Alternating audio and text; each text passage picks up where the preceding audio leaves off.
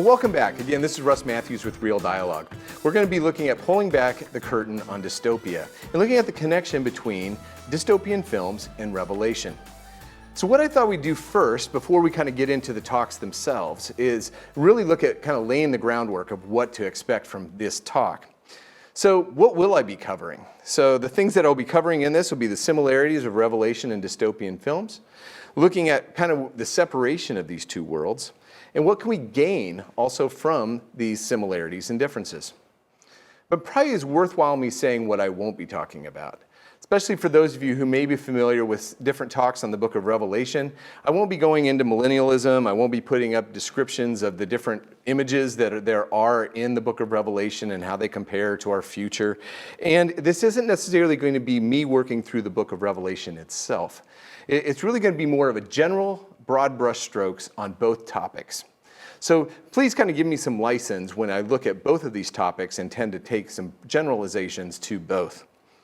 And finally, especially as a film critic, one of the things that I really want to make sure that you're aware of is that I will be putting in some spoilers.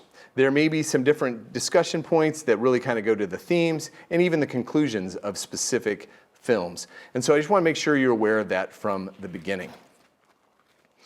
So what I want to do, especially because we're going to be looking at the future, is I'm going to take us back to my past and kind of help you to understand a little bit more of what the subject matter is with this talk. I'm going to take you back to the 80s, and two significant things happened to me at that time. One was that I became a follower of Jesus, and two was that I actually watched my first dystopian film that I can remember. The first one is probably the most significant thing in my life, was that I became a follower of Jesus. I'd grown up in the church, I'd gone to Sunday school, I even went to camps, Christian camps, but it was really the first time that I heard what Jesus had done for me. And that's when I became a follower of Jesus, knowing that he had died and rose again, and that I am now a follower of his. And it also was the first time I ever really read the book of Revelation. I had my Bible throughout my life, but I'd never really looked at the last chapter. And I went through in the basement of our house by myself, maybe not the best place to do that, but going through and reading Revelation. And here's what was interesting about it, because I can remember it distinctly. It was scary, it was a bit confusing, it was intriguing, it was exciting, and it was unlike anything else I'd ever read in the Bible before. But then on the flip side, I had another thing happen to me, because I did love film even back at that stage when I was a teenager. And there was a guy that was doing a whole bunch of films that maybe you've heard of. His name is Harrison Ford. He'd played Han Solo in the Star Wars series, and he also had started just doing Indiana Jones in the Raiders of the Lost Ark series. And I thought this guy was pretty cool, and I really enjoyed it. And also I saw that he's going to be in this new film from a young British director named Ridley Scott called Blade Runner, based on a book called Do Androids Dream of Electric Sheep? And so I went to go see it, thinking it was just going to be another typical Harrison Ford film. And it wasn't. It was completely different. It was written by an author called Philip K. Dick, who had a very unique view of the future. And in watching it, the thing that was very interesting for me was that it was scary, it was a bit confusing, it was intriguing, it was exciting, and it was unlike anything I'd ever seen in cinema before. And this started me on a journey with both of these areas of my life, where I'm kind of studying and understanding and knowing more about, one, dystopian films, and two, the Bible. So what I'm going to do first for you in this kind of journey that I've had over these past few years is start by analyzing dystopian films. So how do we do that? Well, what is dystopia? Well, dystopia really finds its heritage in utopia, interestingly enough, and it also deals with the future. If you can take anything away from this talk today, one of the things I would recommend is that when you're thinking about dystopian films, is these films address current events through the lens of the future. They address current events through the lens of the future. And with their kind of history in utopia, which was written by Thomas More, which actually can be translated as no place, utopia is a place or state or condition that's ideally perfect in respect of politics, laws, customs, and conditions. Now, this seems like heaven, but I'll go through to describe at the end that it's very different than that.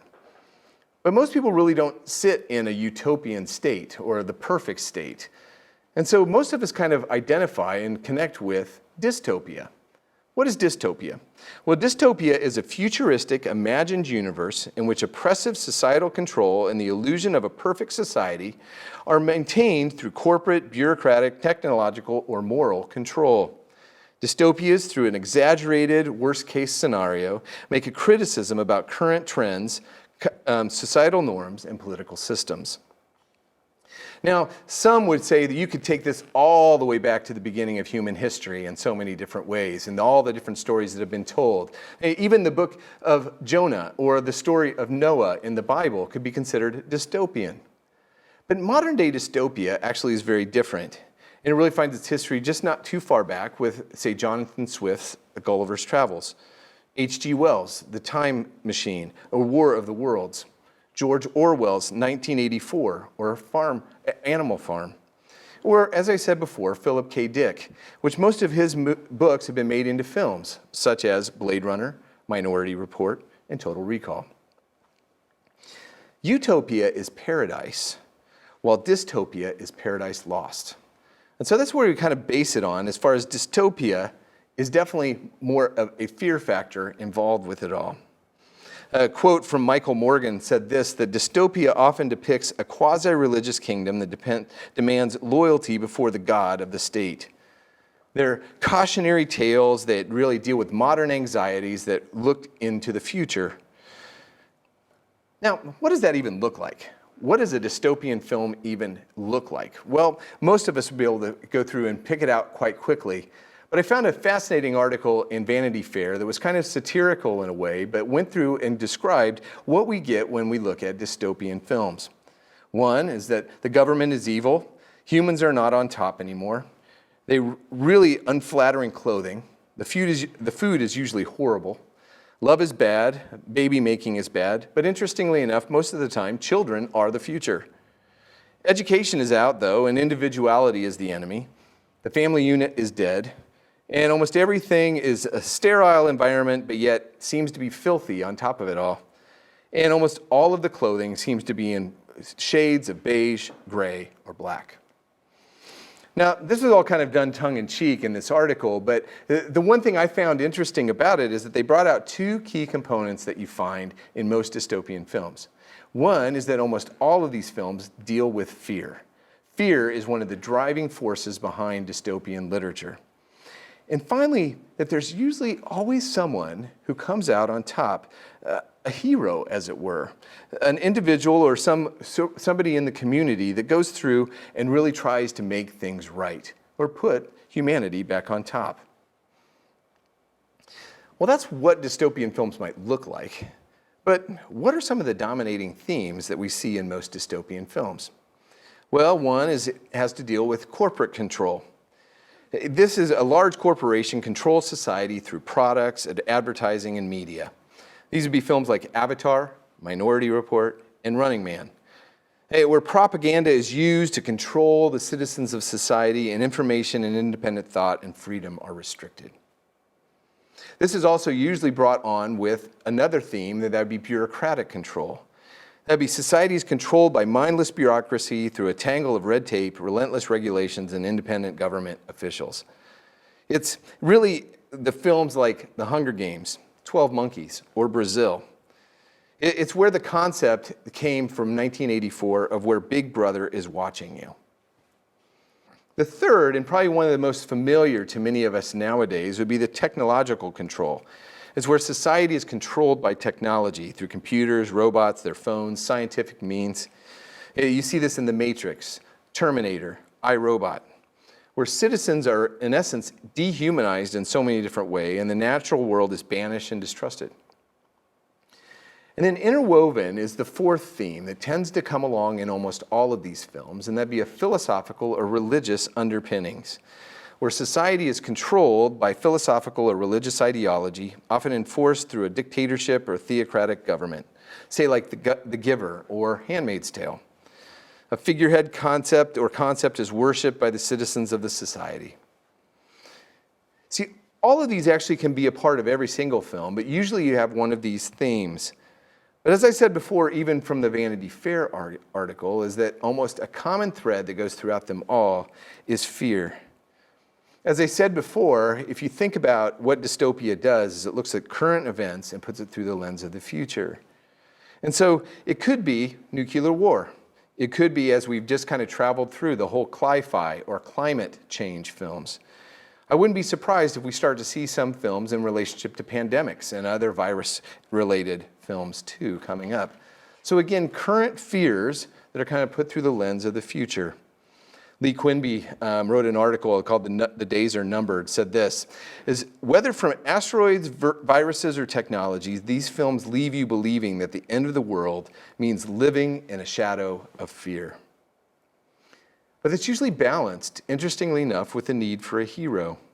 Is that almost all of these films have one of two types of heroes. One, either the anti-hero, the one that doesn't necessarily want to be the hero, or the one that is the unaware hero, the one who doesn't even know what they're doing necessarily, that they're trying to help society, but that they're going on some other mission that actually does help society come back on top. The anti-hero and the unaware hero are usually two of the driving forces behind most of what is going on in dystopian films. Now, it does beg the question, doesn't it? Why do we even watch these things? I mean, there are new dystopian films and television shows coming out all of the time, and we seem to be taking them in readily. What is it with these dark and depressing tales that really draw us in? Well, going through various studies and looking at that and considering it, there are four key areas that really drive us to wanting to watch dystopian films, at least based on what scientists say. One is that we have a death anxiety, that we just kind of, everyone knows that we're going to die, so it's kind of mankind's obsession with death. Two, it's kind of the guilt factor, is that we think that maybe that the powerless will become powerful and that things will change in some way. I think one of the things that's been driving the last few decades in regards to these films would be outrage, anger. Just people are mad and they want the utopia, but they really need to get there by going through dystopia and anger.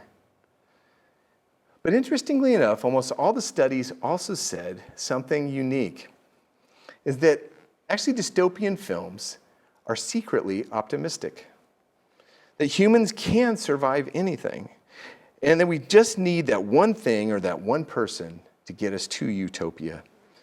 Meaning that we have to endure dystopia to be able to get to utopia. Dystopian films are fascinating. There's an outrage, there's a fear, and there's an underlying need for a hero. It's all pervasive throughout our culture. And again, it's one of those where we're looking at present situations and putting it through the lens of the future. Well, dystopian films, it's a unique thing. It's something that we all kind of go through and experience at different levels and at different times. But maybe what we need to do is now look at what does that mean in light of the book of Revelation.